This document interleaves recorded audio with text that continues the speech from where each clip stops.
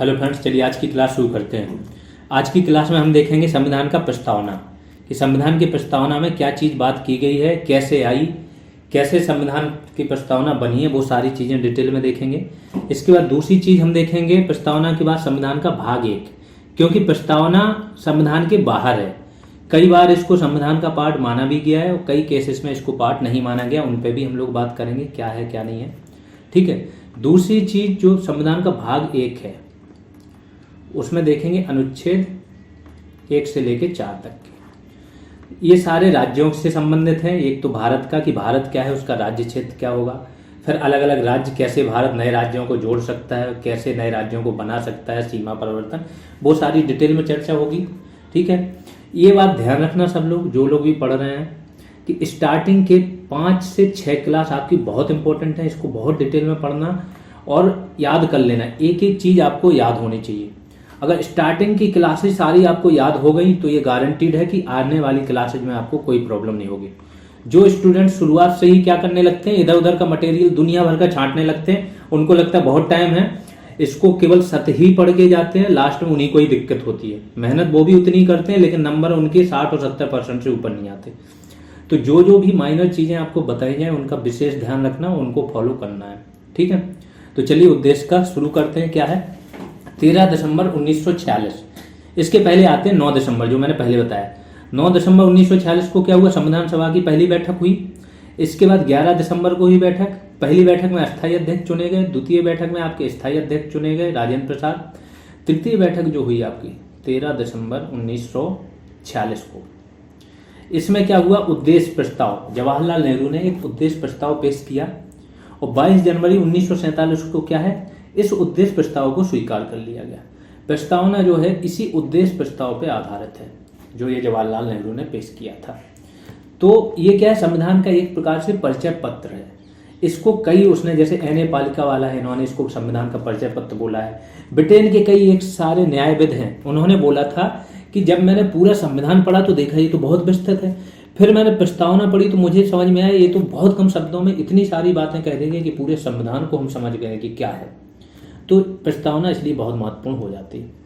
अब आते हैं 1 बाय 1 करके प्रस्तावना के एक एक शब्द को पढ़ लीजिए, याद कर लीजिए, ये बहुत इंपॉर्टेंट है। तो पहला शब्द क्या है, हम भारत के लोग, be the people of India.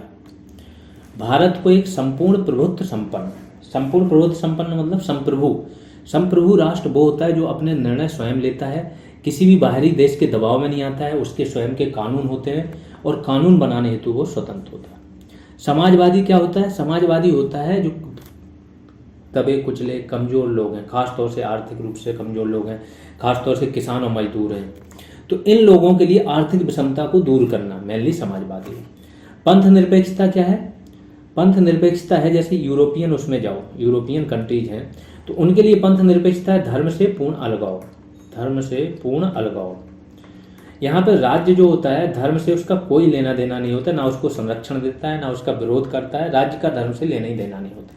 लेकिन भारत के संबंध में क्या है, भारत में बोला गया है कि राज्य मतलब देश, राज्य का कोई धर्म नहीं होगा, बिल्कुल सही बात है, लेकिन राज्य सभी धर्मों को समान संरक्षण देगा। यहाँ पे वहाँ पर संरक्षण की बात नहीं है कि ना राज्य को कोई लेना ही देना नहीं है, यूरोपियन देश है या अमेरिका है। लेकिन भारत में क्या है कि राज्य का कोई धर्म नहीं होगा, राज्य का अपना कोई धर्म नहीं होगा, लेकिन क्या होगा, सभी धर्मों को समान संरक्षण दिया जाएगा। ये बात हुई है। अब आते हैं लोकतंत्रात्मक। लोकतंत्र का क्या मतलब होता है, लोगों के द्वारा लोगों के लिए शासन, है ना, लोगों के द्वारा लोगों के लिए शासन। इसका मतलब लोग चुनेंगे अपने प्रतिनिधि जिनके द्वारा उनको शासित होना है। गणराज्य का मतलब हेड ऑफ द स्टेट, राज्य प्रमुख। जो मैं बोल रहा हूँ, राज्य को प्रदेश की तरह मत ले लिया को, राज्य मतलब यहाँ देश होता है। तो हेड ऑफ द स्टेट का मतलब क्या हुआ, देश का प्रमुख जो है वो चुन के आएगा। जैसे भारत के देश का प्रमुख कौन है, राष्ट्रपति, तो ये चुन के आता है। ब्रिटेन में क्या होता है, वो राजशाही चल रही है, मोनार्की, वंशानुगत रूप से बनता है। अभी प्रिंस चार्ल्स का अभी हाल ही में 1 या 2 दिन के अंदर उनका वो होना, राज्याभिषेक होने वाला है, तो वो अलग चीज़ है। अब आगे देखो नागरिकों को, तो हम भारत के लोग भारत को एक संपूर्ण प्रभुत्व संपन्न समाजवादी पंथ निरपेक्ष लोकतंत्रात्मक गणराज्य बनाने के लिए तथा उसके समस्त नागरिकों को सामाजिक, आर्थिक, राजनीतिक न्याय। कितने प्रकार के न्याय की बात हुई है? 3 प्रकार की। फिर विचार, अभिव्यक्ति, विश्वास, धर्म तथा उपासना की स्वतंत्रता। ये 5 प्रकार की स्वतंत्रता की बात हुई है। विचार, अभिव्यक्ति, विश्वास, धर्म तथा उपासना। डायरेक्ट यूपीएससी में भी 1 से 2 क्वेश्चन डायरेक्ट बनते, जितनी चीज़ें बता दूंगा यूपीएससी में भी क्वेश्चन नहीं छूटेगा। यहाँ तो अगर पूछ दिया भूल भटक के तो बड़े आराम से करके आओ। प्रतिष्ठा तथा अवसर की समता। 2 प्रकार की समताओं की बात हुई है कि एक प्रतिष्ठा की समता मिलनी चाहिए, एक अवसर की समता। इसको प्राप्त कराने के लिए तथा उन सब में व्यक्ति की गरिमा और राष्ट्र की एकता और अखंडता सुनिश्चित करने वाली बंधुता बढ़ाने के लिए, ठीक है।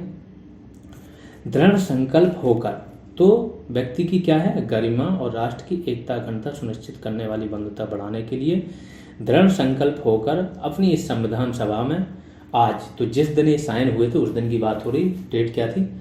26 नवंबर 1949 को एतद द्वारा इस संविधान को अंगीकृत, अधिनियमित और आत्मार्पित करते हैं। ये 3 शब्द बहुत इंपॉर्टेंट है। अंगीकृत भी करते हैं, अधिनियमित करते हैं और स्वयं को आत्मार्पित करते हैं, क्योंकि हम भारत के लोगों की बात हुई है, पूरे देश की बात हुई है, ठीक। अब आ जाते हैं, ये सारी चीज़ों का मैंने बता दिया कि जो प्रतिष्ठा और अवसर की क्षमता है, 2 प्रकार की क्षमता की बात हुई, 5 प्रकार की स्वतंत्रता की बात हुई। ये जो अखंडता शब्द है, समाजवादी शब्द है, 3 शब्द, समाजवादी, पंथ निरपेक्ष और अखंडता, ये बाद में जोड़े गए, पहले नहीं थे। कब जोड़े गए? 42 संविधान संशोधन, कॉन्स्टिट्यूशनल अमेंडमेंट एक्ट 1976 द्वारा, 1976 में जो संविधान संशोधन हुआ था 42 में, उसके द्वारा ये 3 शब्द जोड़े गए। मतलब मैंने तीनों का बता दिया क्या है। एक्चुअली समाजवादी स्वरूप जो है भारतीय संविधान का बहुत पहले से था। अगर आप 39 वाला जो भी पूरा अनुच्छेद देखोगे 39, तो 39 के पहले 38 ही बोलता है कि राज्य क्या असमानताओं को दूर करेगा। 39 क्या बोलेगा? महिलाओं और पुरुषों को आजीविका के समान रूप से साधन प्राप्त कराने का प्रयास करेगा। 39 बी और सी सबसे इंपॉर्टेंट है। ये क्या बोलेंगे? ये बोलेंगे कि धन का संकेंद्रण एक जगह ना हो, राज्य जैसी व्यवस्था बनाएगा। अगला इसका पार्ट बोलेगा कि राज्य की जो अर्थव्यवस्था है इस प्रकार से कार्य करे कि सामूहिक हित का सर्वोत्तम साधन हो। सामूहिक हित मतलब पूरे देश का हित हो, इस प्रकार से अर्थव्यवस्था काम करे। तो इस प्रकार से समाजवादी चरित्र पहले से था। पंथ निरपेक्ष के लिए अगर आप अनुच्छेद 25 से लेकर 28 तक जाओगे, 25, 26, 27, 28, ये बोलता है धर्म को अबाध रूप से मानने, उसका आचरण करने और प्रचार करने की स्वतंत्रता मिलती है। यहाँ पे धार्मिक संस्थानों की स्थापना और उनका प्रबंधन करने की स्वतंत्रता मिलती है।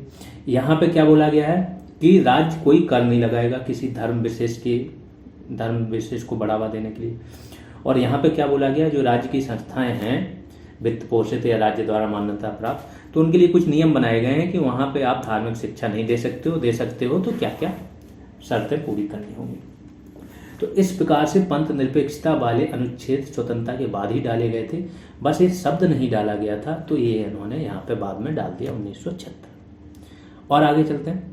प्रमुख शब्दों का मतलब जान लो, बता ही चुका हूँ मैं। संप्रभुत्ता का मतलब कि राष्ट्र किसी भी विषय पर कानून बना सकता है और किसी भी अन्य राष्ट्र या बाहरी शक्ति के अधीन नहीं है, जो हमारा देश है। तो ये हो गया संप्रभु या संप्रभुत्ता। समाजवादी बता दिया कि 42 में संविधान संशोधन 1976 द्वारा जोड़ा गया। हालांकि अनुच्छेद 39 भी 39 पहले से थे और ये सब सामाजिक या समाजवादी लक्षण है। समाजवादी का मतलब समझते हो? समाजवाद जो आया वो आया मार्क्सवाद से। कार्ल मार्क्स थे, उन्होंने क्या किया, मजदूरों की बात की। जब पूंजीवाद आ गया, औद्योगिक क्रांति आ गई, इनकी दशा बहुत खराब थी। तो यहाँ से ही कार्ल मार्क्स ने बोला कि यही तो हर चीज़ बना रहे हैं, इन्हें कुछ मिलता नहीं, इनकी दशा बहुत दयनीय, तो ये क्रांति करेंगे। तो यहाँ से मार्क्सवाद आया। मार्क्सवाद ने बात की मजदूर और किसानों की। फिर समाजवाद क्या है? इसका लोकतांत्रिक रूप है। मार्क्सवाद क्या करता है? एक मिनट। मार्क्सवाद करता है हिंसा की बात, बंदूक की दम पे सत्ता को पलटने की बात करता है। लेकिन आपका ये समाजवाद क्या बोलता है? लोकतांत्रिक रूप से दबे कुचले लोगों की बातों को उठाना। आगे आ जाते हैं। आय, सामाजिक स्थिति। अब समाजवाद का एक और देख लो कि समाजवादी अगर कोई लक्षण डाला गया, प्रावधान डाला गया, तो वो किससे रिलेटेड होगा? आय, सामाजिक स्थिति तथा जीवन स्तर। इनमें जो असमानता है, एक व्यक्ति मुकेश अंबानी है, उनके पास पर डे 10,000 करोड़ आ रहा है, दूसरा व्यक्ति है 10 रुपये कमाने के लिए भी उसको जद्दोजहद करनी पड़ रही, तो ये आय की असमानता हो गई। सामाजिक स्थिति अलग अलग है लोगों की, तो वो जीवन स्तर बहुत अलग अलग है। एक व्यक्ति को खाने के लिए शुद्ध पानी नहीं मिल रहा, दूसरा व्यक्ति शुद्ध पानी तो भूल जाओ, उसके पास किसी चीज़ की कमी नहीं, दुनिया के किसी भी देश में जाके लाखों रुपए का पानी मंगा रहा है वो दूसरे देश से। तो ये जीवन स्तर में अंतर है, ठीक। तो इस विषमता को समाप्त करना ही क्या है, समाजवाद है। पंथ निरपेक्ष बता दिया, इसे भी 42वें संविधान संशोधन 1976 द्वारा जोड़ा गया, और पंथ निरपेक्षता का अर्थ बता दिया कि भारत के संबंध में भारत का कोई धर्म नहीं होगा, लेकिन सभी धर्मों को समान संरक्षण दिया जाएगा। लोकतंत्र का मतलब बता दिया, लोगों का या लोगों के द्वारा और लोगों के लिए सरकार। या एक यूपीएससी में क्वेश्चन आता है कि लोकतंत्र का मतलब क्या है, तो उस पर बोल देगा लोगों की सरकार, जनता द्वारा चुनी हुई सरकार, इसके बाद संसदीय सरकार, फिर सीमित सरकार। तो सबसे अच्छा एप्रोप्रिएट आंसर इसका होगा सीमित सरकार। कैसे? क्योंकि सरकार है, उसको सीमित कौन करता है, संविधान उस पर सीमाएं आरोपित करती है कि आप निरंकुश नहीं हो सकते हो, आप सरकार में जरूर हो लेकिन आपकी कुछ सीमाएं हैं। तो सीमित सरकार लोकतंत्र का सबसे इम्पोर्टेंट पार्ट है। इसमें क्या क्या होता है, लोगों का प्रतिनिधित्व होना चाहिए, उत्तरदायी सरकार होनी चाहिए, और विधायिका के प्रति मंत्रिपरिषद की जवाबदेही होनी चाहिए, तो लोकतंत्र माना जाता है। आगे आ जाते हैं गणतंत्र बताया, जो राज्य का प्रमुख होगा या देश का प्रमुख होगा वो निर्वाचन के द्वारा चुना जाएगा, चाहे वो प्रत्यक्ष निर्वाचन हो और चाहे वो अप्रत्यक्ष हो, लेकिन निर्वाचन होना चाहिए। ब्रिटेन की तरह मोनार्की नहीं होनी चाहिए, राजशाही नहीं होनी चाहिए, ठीक है। तो भारत में क्या अप्रत्यक्ष रूप से राष्ट्रपति चुना जाता है, तो भारत गणतंत्र है। फिर कुछ क्वेश्चन आंसर फॉर्म में जो सर्वाधिक यहाँ से क्वेश्चन बनते वो मैंने लिख दिए कि कितने प्रस्तावना में कितने प्रकार की स्वतंत्रता की बात की गई, तो ये 5 प्रकार की है। विचार, अभिव्यक्ति, विश्वास, धर्म और उपासना की स्वतंत्रता। कितने प्रकार के न्याय की बात की गई, 3 प्रकार के।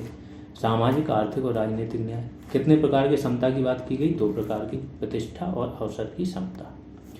फिर 42वें संविधान संशोधन द्वारा मैंने बताया कि अखंडता भी जोड़ा गया, और क्या जोड़ा गया है, पंथ निरपेक्ष और समाजवादी, 3 शब्द ये जोड़े गए प्रस्तावना में। अब प्रस्तावना की स्थिति क्या है, प्रस्तावना संविधान में क्या स्थिति रखता है, इसकी बात की जाए तो अलग अलग जो हुए हैं, वाद हुए हैं, सुप्रीम कोर्ट में केसेस आए हैं, उसमें सुप्रीम कोर्ट को देखो, सुप्रीम कोर्ट को संविधान का व्याख्या करने वाला बनाया है, ये संविधान नहीं बनाया है। तो सुप्रीम कोर्ट किसी भी चीज़ की, संविधान के कोई प्रावधान सीधा लिखा है, अगर सुप्रीम कोर्ट ने बोल दिया नहीं ये सीधा नहीं उल्टा है, तो उसकी नेगेटिव व्याख्या हो जाएगी। कई बार सुप्रीम कोर्ट अपने ही निर्णय को नॉर्थ टू साउथ मोड़ देता है, तो जब तक वो नॉर्थ रहेगा नॉर्थ माना जाएगा, जब वो साउथ मोड़ देगा तो उसको माना जाएगा कि हाँ इसका मतलब ये है। तो सेम चीज़ हुआ, एक हुआ था बेरूबारी संघवाद। कब हुआ है, 1960 में बेरूबारी नामक एक जगह थी, कहाँ थी, पश्चिम बंगाल में। तो नेहरू और नून, नेहरू थे भारत के पीएम और नून थे पाकिस्तान के पीएम, तो इनके बीच एक समझौता हुआ। क्या समझौता हुआ, पश्चिम बंगाल का जो आपका क्षेत्र था बेरूबारी संघ, तो ये बांग्लादेश के पास में था। तो जो बांग्लादेश है आपका, वो किसका पार्ट था, पाकिस्तान का।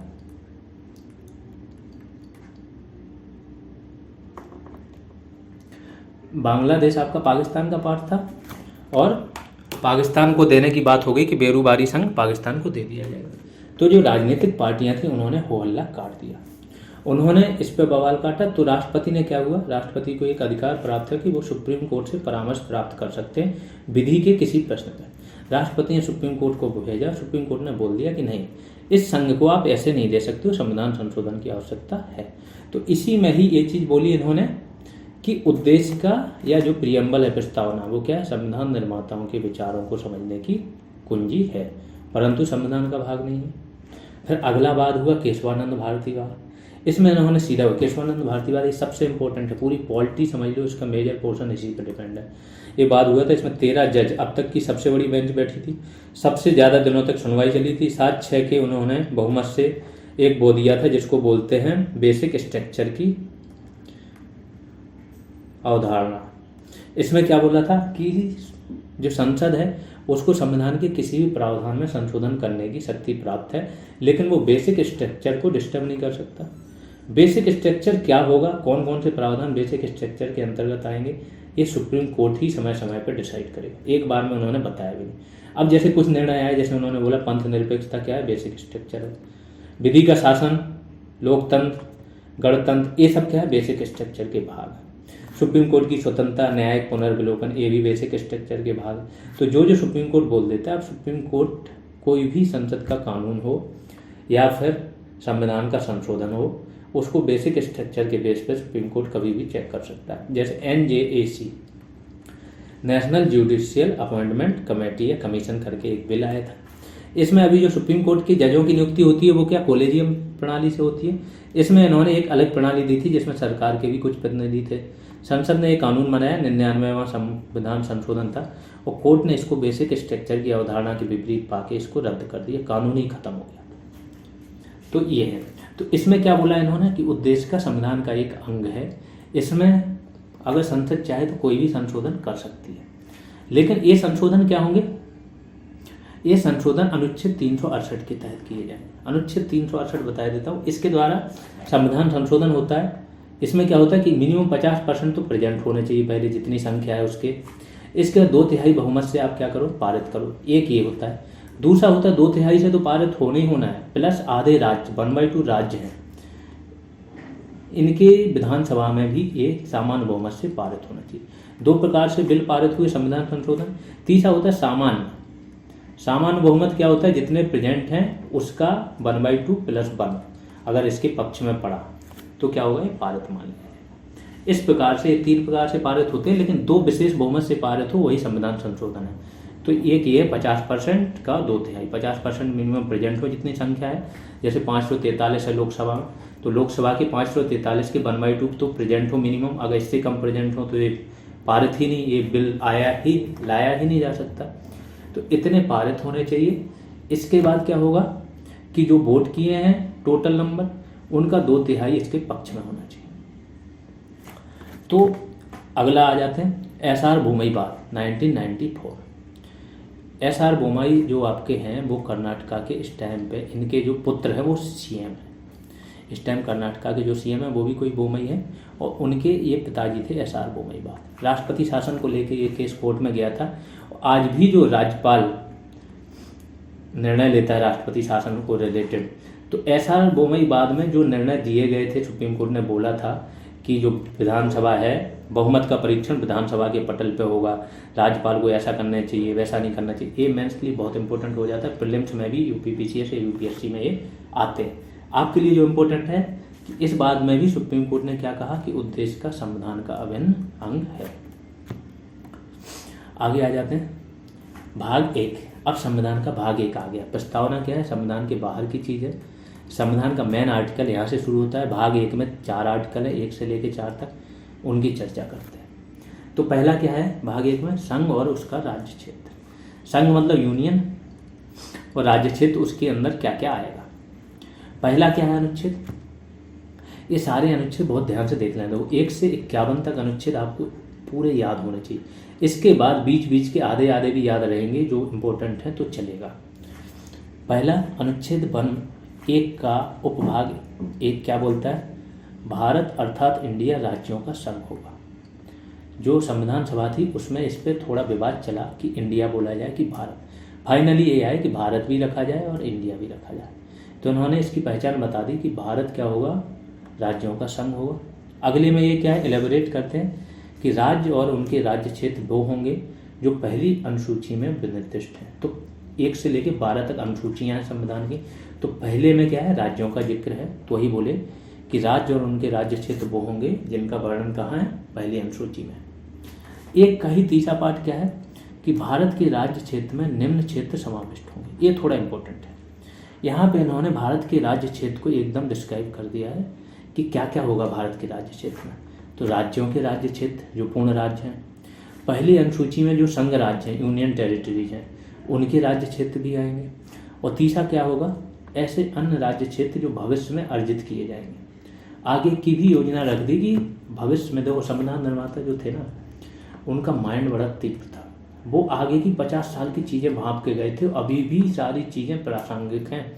तो उन्होंने बोला था कि ऐसे अन्य राज्य क्षेत्र जो भविष्य में अर्जित किए जाएं, किस प्रकार से, अंतर्राष्ट्रीय कानूनों द्वारा खरीद के। अमेरिका उसने अलास्का खरीद लिया था रूस से, ऐसे अमेरिका ने तो बहुत सारे राज्य खरीदे हैं दूसरे देशों से। संधि द्वारा, अध्यर्पण द्वारा या युद्ध में जीत द्वारा। तो इनका भी अर्जन किया जाएगा, तो ये भी कहाँ भारत के राज्य क्षेत्र में आएंगे। एक और आता है इसमें स्वामी विहीन क्षेत्र पे क्या करना है, कब्जा करके। स्वामी विहीन क्षेत्र पे कोई ऐसा क्षेत्र है जिस पे कोई भी अपना वो क्लेम ना कर रहा हो, तो उस पर इंडिया ने क्लेम किया तो वो भी भारत में शामिल कर लिया जाएगा।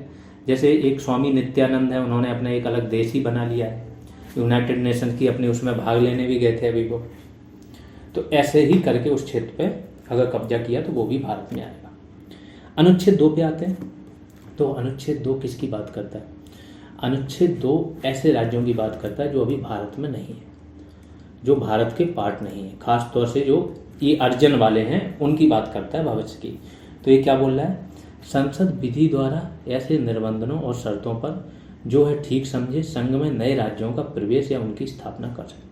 संघ में ऐसे राज्यों का प्रवेश या उनकी स्थापना कर सकेगी संसद जो वो शर्तें वो चाहे या जो नियम वो चाहे, उन नियमों के आधार पर। इस आधार पर मैं बताता हूँ 1974 सिक्किम की बात बताता हूँ। 1947 तक सिक्किम में चोग्याल वंश का शासन था,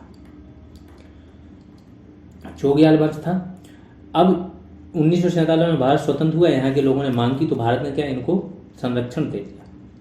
तो प्रोटेक्टेड स्टेट की तरह रहा, संरक्षित स्टेट की तरह भारत इनकी रक्षा करता था।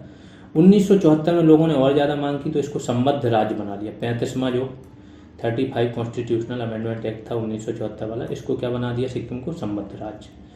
इसके 1975 फिर मांग बढ़ी, लोगों की मांगें पूरी नहीं हुई, तो 36वां जो कॉन्स्टिट्यूशनल अमेंडमेंट एक्ट हुआ, इसके पहले एक जनमत संग्रह कराया गया। लोगों ने जनमत संग्रह में वोट दिया कि हमें भारत के साथ ही मिलना है, तो भारत के साथ इनको मिला लिया गया।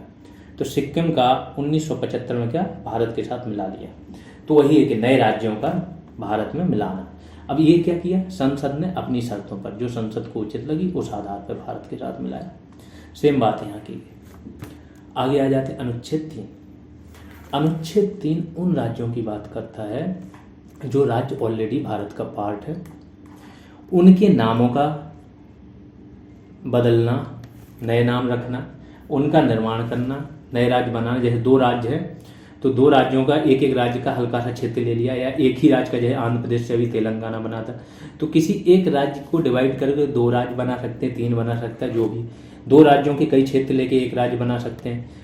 अलग अलग राज्यों की सीमाओं में परिवर्तन कम कर सकते हैं, ज़्यादा कर सकते हैं, नाम बदल सकते हैं। ये सारा किसको मिला है, संसद को ये सारे अधिकार मिले हुए हैं, केवल संसद कर सकती है। अब ये सारा काम करना है तो संसद को क्या करना पड़ेगा, राष्ट्रपति की पूर्वानुमति लेनी पड़ेगी। तो ये जो विधेयक ऐसा लाना पड़ेगा, तो पहली चीज़ तो राष्ट्रपति की पूर्वानुमति से आएगा। दूसरा चीज़, राष्ट्रपति भी जैसे ये संसद में विधेयक आएगा उसके बाद राष्ट्रपति क्या करेगा, उस राज्य का जो विधानमंडल है, विधानमंडल में दोनों आ जाते हैं, विधानसभा और विधान परिषद, उसके पास भेजेगा कि आप अपने विचार, यहाँ सहमति की जगह विचार कर लेना, कि इस पर आप अपने विचार प्रस्तुत कीजिए, आप इसके पक्ष में हो नहीं हो, क्या चाहते हो, संशोधन चाहते हो। और एक समय सीमा निर्धारित कर देगा कि 6 महीने के अंदर या 4 महीने के अंदर आप ऐसा करो। अगर उस समय सीमा के अंदर वो विचार नहीं भेजे तो क्या होगा, ये मान लिया जाएगा कि राज्य की सहमति है। अगर उन्होंने विचार भेज दिए, वो विधानमंडल उससे सहमत नहीं भी है, ये जो नए राज्य का निर्माण हो रहा है या सीमा में परिवर्तन हो रहा है, तो राज्य विधानमंडल अगर सहमत नहीं भी है तो भी क्या करेगा, राष्ट्रपति इसे मानने हेतु कोई बाध्य नहीं है। और अगर वो सहमत है तब तो वो सेम चीज़ पास हो ही रही है। अब आते हैं एक चीज़ और है इसमें, कि अगर उन्होंने भेजा और कुछ संशोधन के साथ भेजा, राज्यों ने भेजा कि कुछ संशोधन कर लो फिर राज्य बना दो नया, तो और संसद ने वो संशोधन मान लिए, तो राष्ट्रपति दोबारा इसको विधानमंडल को भेजने हेतु बाध्य नहीं, एक ही बार भेजा जाएगा, फिर संसद जो चाहेगी वैसे काम करेंगे। चाहे इन्होंने उसके पक्ष में दिया हो तो भी संसद अपने हिसाब से काम करेगी, विपक्ष में भी दिया है तो भी संसद, बस वो तो एक प्रक्रिया है जिसको फॉलो करते हैं। अब भारत को क्या बोला गया, विनाशी राज्यों का अविनाशी संघ। मतलब राज्यों का विनाश, कभी भी राज्य को आप मिटा सकते हो, नया बना सकते हो, लेकिन संघ जो है उनसे राज्य अलग नहीं हो सकते। संघ जो है, देश है, उससे राज्यों को अलग होने का हक नहीं है। तो अविनाशी क्या है, संघ अविनाशी है और राज्य विनाशी है। अमेरिका के मामले में क्या है कि राज्यों को बहुत शक्तियाँ प्राप्त है, राज्यों का अपना झंडा होता है, अमेरिका में नागरिकता होती है राज्यों की, अपने कानून होते हैं, हर चीज़ राज्यों की होती है, अवशिष्ट शक्तियाँ भी राज्यों में निहित होती हैं। मैंने लास्ट क्लास में बताया था अवशिष्ट शक्तियाँ क्या होती हैं, ठीक है, अपने कोर्ट होते हैं इनके। तो जो राज्यों का जो होता है ना, राज्य यहाँ पे अमेरिका में बहुत मजबूत है। तो आप राज्यों को मिटा नहीं सकते हो, ना उनकी सीमा में परिवर्तन कर सकते हो बिना उनकी मर्जी के, ना उनके नाम में, ना दो राज्यों को मिला के एक बना सकते हो, ना एक को मिला के दो बना सकते हो, कुछ नहीं कर सकते। तो अमेरिका में राज्य भी अविनाशी है और संघ भी अविनाशी है। अमेरिका की एक स्टोरी बताते हैं, क्या हुआ था 1860 के दशक में अमेरिका में गृह युद्ध हुआ था। उत्तरी राज्य जो थे नॉर्थ के, वो औद्योगिक रूप से विकसित हो गए थे, नॉर्थ जो राज्य थे, और जो साउथ वाले राज्य थे वो क्या कृषि प्रधान थे अमेरिका में। तो यहाँ पे दासों का बड़े पैमाने पे क्या कारोबार होता है, क्योंकि दासों के द्वारा कृषि होती थी। उत्तरी राज्य विकसित हो गए, पैसा आ गया, पढ़ाई शिक्षा का स्तर हो गया, रोड वगैरह हाईवे बहुत सारे। तो यहाँ पे क्या है, ये लोग दासों की जो दास प्रथा थी इसकी आलोचना करते थे, बोलते अमानवीय, इसको बंद करो। इन्होंने दबाव डाला और दास प्रथा बंद करने की बात की। तो यहाँ पे अब्राहम लिंकन थे, उन्होंने चुनाव में खड़े हुए, उन्होंने बोल दिया कि जैसे ही वो चुनाव अगर जीतेंगे दास प्रथा बंद कर देंगे। अब दक्षिण के राज्य ये बोले कि ये तो हमारे खिलाफ जा रहे हैं, तो इन्होंने अमेरिकी संघ से अलग होने की बात कह दी कि हमें अमेरिका से अलग होना है। जब अमेरिका से अलग होने की बात हुई तो सुप्रीम कोर्ट में गया मामला, सुप्रीम कोर्ट ने बोल दिया नहीं, अलग होने का तो कोई वो ही नहीं है चांस। अब्राहम लिंकन ने यहाँ पे क्या किया, बोल दिया कि संघ तो किसी प्रकार से एकजुट रहेगा। यहाँ पे युद्ध होने लगा अमेरिका के अंदर, अमेरिका की सेना और दक्षिणी राज्यों की सेनाओं के बीच युद्ध हुआ। कम से कम नहीं तो 6 लाख से ज़्यादा लोग मारे गए थे इसमें। फाइनली जो शांति हुई, इसके बाद पूरे देश में विकास हुआ, बहुत मजबूत होकर उभरा था। 1860 के बाद ही अमेरिका बहुत बड़ी शक्ति बना था, महाशक्ति। तो ये गृह युद्ध का एक पॉजिटिव भी मिला था, एक नेगेटिव भी मिला था। लेकिन बोल दिया था कि संघ जो है अमेरिकी अविनाशी है, उसका विनाश नहीं हो सकता है, राज्य इससे अलग नहीं हो सकते। अब आगे आते हैं। अब इसमें संसद क्या क्या कर सकती है, 2 या उससे अधिक राज्यों या किसी एक राज्य का क्षेत्र मिलाकर नए राज्य का निर्माण कर सकती है संसद। पुराने जो राज्य हैं उनके नाम और सीमा में परिवर्तन कर सकती है।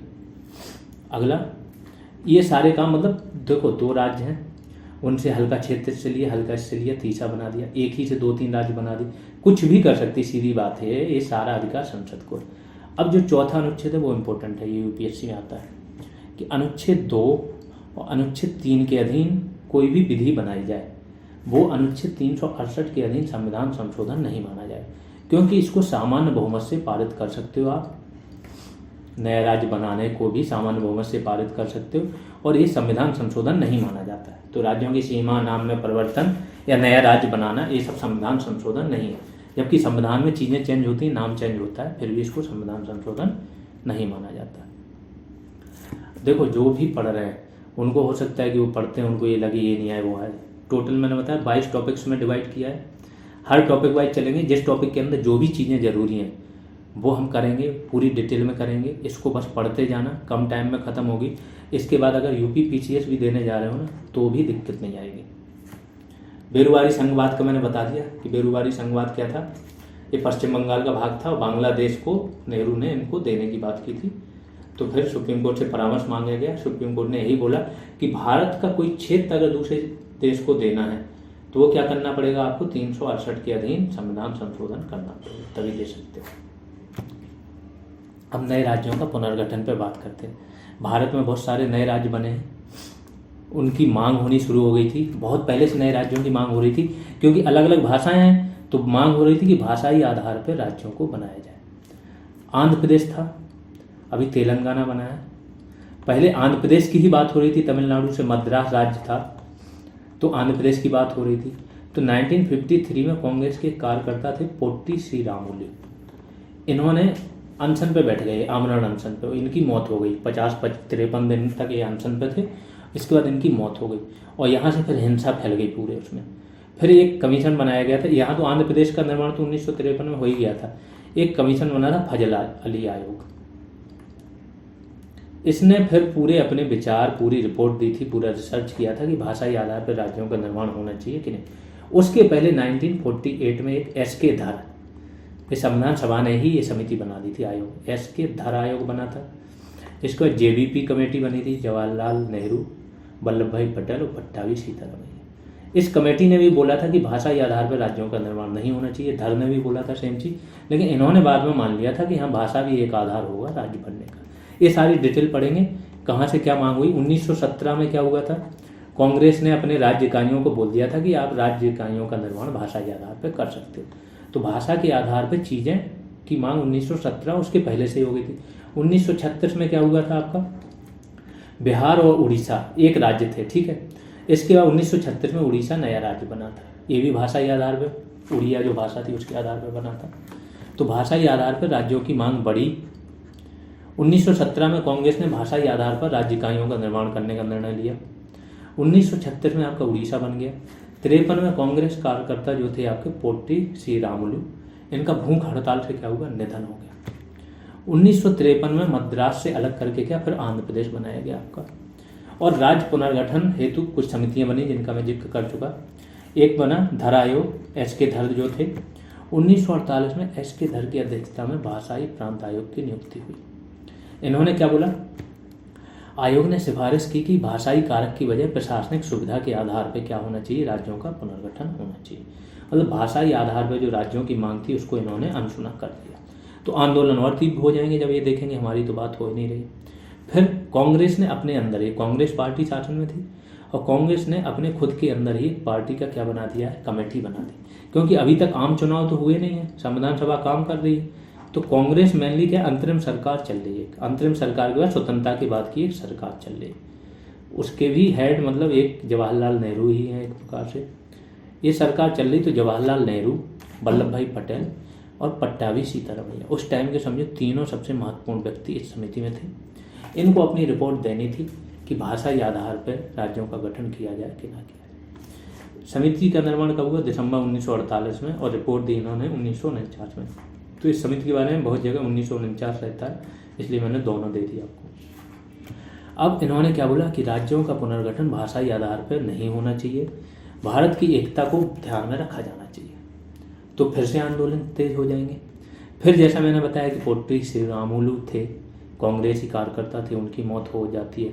आंदोलन बहुत तीव्र, चारों तरफ हिंसा वगैरह, क्योंकि इन लोगों को डर था कि भाषाई आधार पे अगर चीज़ें हो जाएं, राज्य बनने लगें, तो देश की क्या है अखंडता जो है खतरे में आ जाएगी, एकता, देश विभाजित हो जाएगा। जबकि इसका उल्टा हुआ, जैसे ही राज्यों को ये मिला कि हाँ हमारा ख्याल रखा जा रहा है, हमारी चीज़ें मानी जा रही हैं, तो देश और ज़्यादा एकजुट हुआ। इसका जस्ट उल्टा हो गया था। तो फजल अली आयोग जो है दिसंबर 1953 में 3 सदस्यीय राज्य पुनर्गठन आयोग का गठन हुआ। हेड इसके कौन थे, फजल अली, और 2 सदस्य कौन थे, के.एम. पणिक्कर और एच.एन. कुंजरू। तो ये नाम ही पूछ लिए जाते हैं डायरेक्ट। इन्होंने 1955 में एक रिपोर्ट पेश की, उसमें अपने आधार 4 आधार दिए मेनली कि किन किन आधारों पर राज्यों का पुनर्गठन होना चाहिए। क्या बोला इन्होंने, देश की एकता और सुरक्षा, भाषाई और सांस्कृतिक एकरूपता, मतलब भाषाई आधार पर राज्यों का निर्माण होना चाहिए। ये इन्होंने मान लिया कि भाषाई और सांस्कृतिक एकरूपता हो तो उसको एक राज्य बना सकते हो। वित्तीय, आर्थिक और प्रशासनिक तर्क दिया कि वित्तीय व्यवहारता होनी चाहिए। कोई राज्य ऐसा ना बना दो कि वहाँ पे वित्त के लिए कोई साधन ही नहीं है, तो फिर राज्य खुद चल ही ना पाए, खुद का बोझ ही ना उठा पाए। प्रशासनिक तर्क भी दिया कि प्रशासन में सुविधा हो, ऐसा बनाओ। और कल्याणकारी योजनाएं, खासतौर से जो पंचवर्षीय योजना है, इनके संचालन में क्या हो, सुविधा हो, तभी राज्य बनाओ। इस तरीके उन्होंने 4 आधार दिए और राज्यों का पुनर्गठन होना शुरू हुआ। इस टाइम तक 14 राज्य ही थे जब इन्होंने ये सारा आयोग बनाओ, आयोग ने रिपोर्ट दी। अब 1956 में 55 में इन्होंने रिपोर्ट दे दी थी। इसके बाद राज्य बनने शुरू हुए। तो 1960 में सबसे पहला 15वां राज्य कौन सा बना, महाराष्ट्र ने, इसको मुंबई बोला जाता था। तो मुंबई एक राज्य था जिसमें महाराष्ट्र और गुजरात दोनों थे, बॉम्बे जिसको बोलते थे, ठीक है। तो बॉम्बे प्रांत में से महाराष्ट्र को अलग किया गया और गुजरात को, तो महाराष्ट्र तो वहीं रहेगा जहाँ बॉम्बे थी, गुजरात मेनली अलग हुआ, तो इसको 15वां राज्य बना गुजरात आपका। फिर 1961 में क्या हुआ, दादरा, ये आ जाते हैं क्वेश्चन आते हैं, कौन सा कब राज्य बना, क्या बना। देखो हम उस पर वर्क कर रहे हैं, हम वो वर्क कर ही नहीं रहे। कुछ लोग होते हैं कॉमन पढ़ना चाहते हैं हर चीज़। कॉमन पढ़ने में क्या होता है, कॉमन नंबर भी आएंगे 65 से 70, सबके साथ फाइट में हो वो वाले। हमारी कोशिश है कि अगर भटक के उस टॉपिक से कुछ भी पूछा तो आपको आना चाहिए। वो आपको 70 से 80 और 85 तक यही चीज़ें ले जाते हैं। यही बंदरोगा में हुआ। हमारे अलावा और कहीं के बच्चे आप देख लो, मेरे पास आज भी 2-3 फ़ोन आए जो 80 के आसपास हैं, ठीक है। आज उसका विवेक दीक्षित का फ़ोन आया था, कल एक शुभम करके स्टूडेंट था, उसका फ़ोन आया था, वो जॉब में था, उसके भी 80 हैं। तो अच्छे खासे स्टूडेंट 80 के आसपास गए हैं। ये बाकी जगह 60 के लाले पड़े हैं बाकी कोचिंग में, देखो, क्योंकि स्टूडेंट की भी वही समझ होती है, उसको लगता है जो अच्छा लग रहा है केवल वही पढ़ते जाओ, हाँ ये आएगा, ज़्यादा क्यों दिमाग में पढ़ो, तो नंबर भी तो एवरेज आएंगे। नंबर अच्छे चाहिए तो मेहनत थोड़ी एक्स्ट्रा करनी पड़ेगी, ठीक है। तो 1961 में क्या हुआ, दादरा एवं नगर हवेली को 10वां संविधान संशोधन द्वारा, संविधान संशोधन कौन सा था, 10वां, संघ शासित यूटी बनाया गया। 1954 में ये पुर्तगाल से स्वतंत्र हुआ था, जो दादरा नगर हवेली। गोवा दमन दीव के बारे में देख लो, 1961 में क्या हुआ, पुलिस कार्रवाई द्वारा इसको अधिग्रहित किया गया था, किसको, गोवा को और दमन दीव को। 12वां संविधान संशोधन 1962 द्वारा इसको संघ शासित क्षेत्र बनाया गया और 1987 में गोवा को पूर्ण राज्य का दर्जा दिया गया। मनोहर पर्रिकर यहीं के सीएम रहते थे, इस टाइम पे सावंत जी है। तो गोवा राज्य, अभी इसी यहाँ पे गोवा में क्या चल रही, एससीओ की मीटिंग चल रही है। बिलावल भुट्टो कल आए थे, जयशंकर जी ने उनको ऐसा तगड़ा जवाब दिया कि वो समझो पाकिस्तान पूरी शिक्षा दे दी। सिंपल सा बोला कि ये आतंकवाद के क्या बन के आए हैं, प्रवक्ता बन के आए हैं। आतंकवादी जो इंडस्ट्री है पूरी दुनिया की, उसके प्रवक्ता बन के आए हैं और हम आतंकवाद से पीड़ित हैं और ये आतंकवाद फैला रहे हैं। तो फैलाने वाले और पीड़ित कभी एक टेबल पे बैठ के बात कर ही नहीं सकते, क्योंकि कल ही राजौरी में क्या हुआ था, हमला हुआ था, 5 जवान हमारे शहीद हुए थे। तो गुस्सा तो था ही और इन पर निकाल दिया, क्योंकि यहाँ आके ये बहुत फोटोबाजी कर रहे थे, बहुत राजदीप सरदेसाई जो हैं उनको अपना इंटरव्यू भी दे रहे थे, तो इन्होंने समझा दिया अच्छे से। अब 1962 पे आते हैं। 1962 में क्या हुआ, 14वां संविधान संशोधन विधेयक आया, बिल आया, फिर एक्ट बन गया। 1962 द्वारा संघ शासित प्रदेश के रूप में क्या बना, पुदुचेरी। पुदुचेरी पे क्या था, फ्रांस, पौंडीचेरी और चंद्रनगर ये फ्रांस की बस्तियां थी।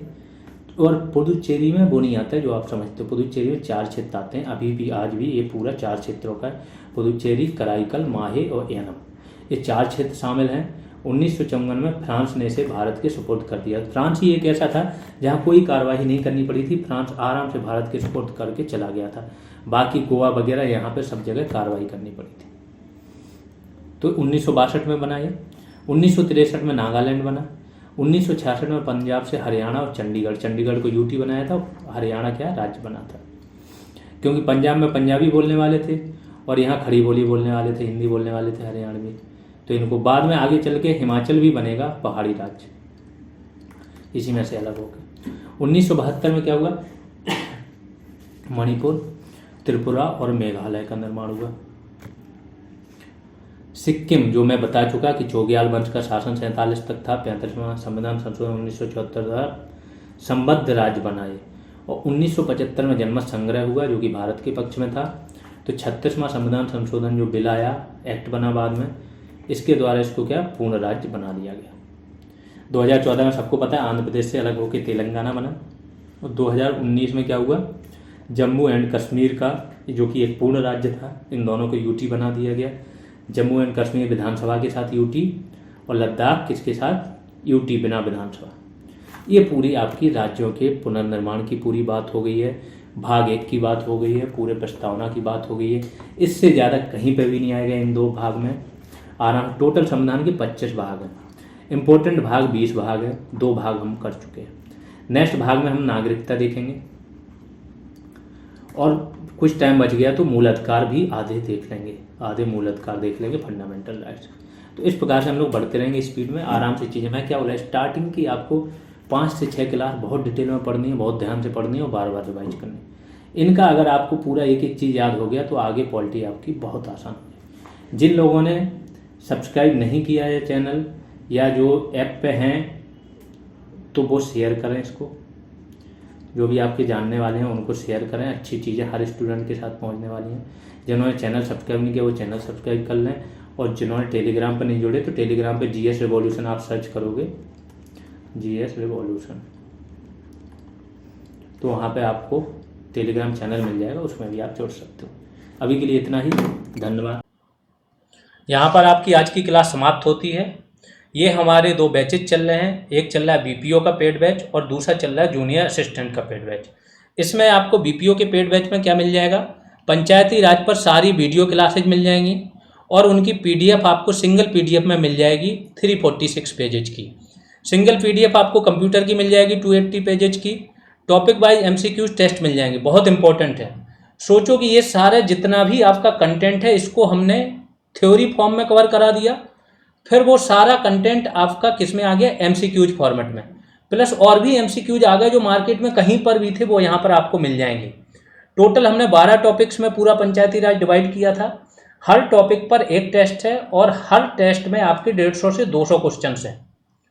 तो ये आपका कहीं से फिर बाहर रहता ही नहीं है कोई क्वेश्चन। यहाँ से आपका 2 तरीके से कवर हो जाएगा, एक थ्योरी क्लासेज और दूसरा topic wise MCQ test.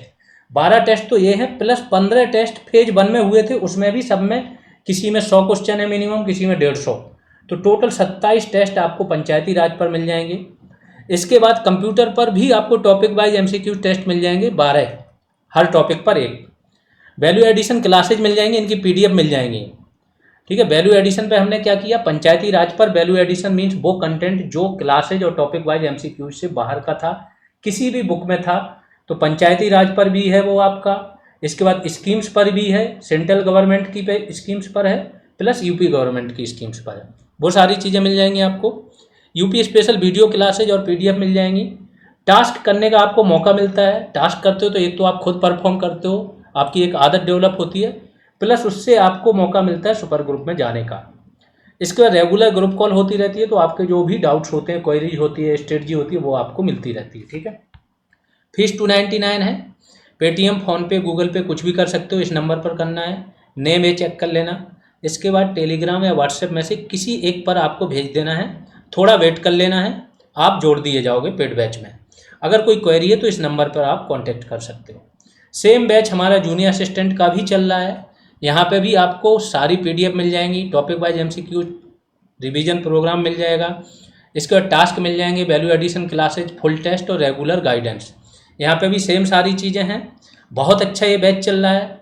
UP PCS से ऊपर लेवल का आपको यहाँ पर कंटेंट कराया जा रहा है। ठीक है, बैच फीस 299 ही अब कर दी है सारे स्टूडेंटों की डिमांड पर। फ़ोनपे और पेटीएम कुछ भी इस पर भी कर सकते हो, सेम प्रोसेस है जो BPO का था। इस नंबर पर पे करना है और ये नेम चेक कर लेना है, स्क्रीनशॉट यहाँ भेज देना। चलिए अभी के लिए इतना ही। आप लोग शेयर और सब्सक्राइब जरूर करते रहें। अभी के लिए इतना ही, धन्यवाद।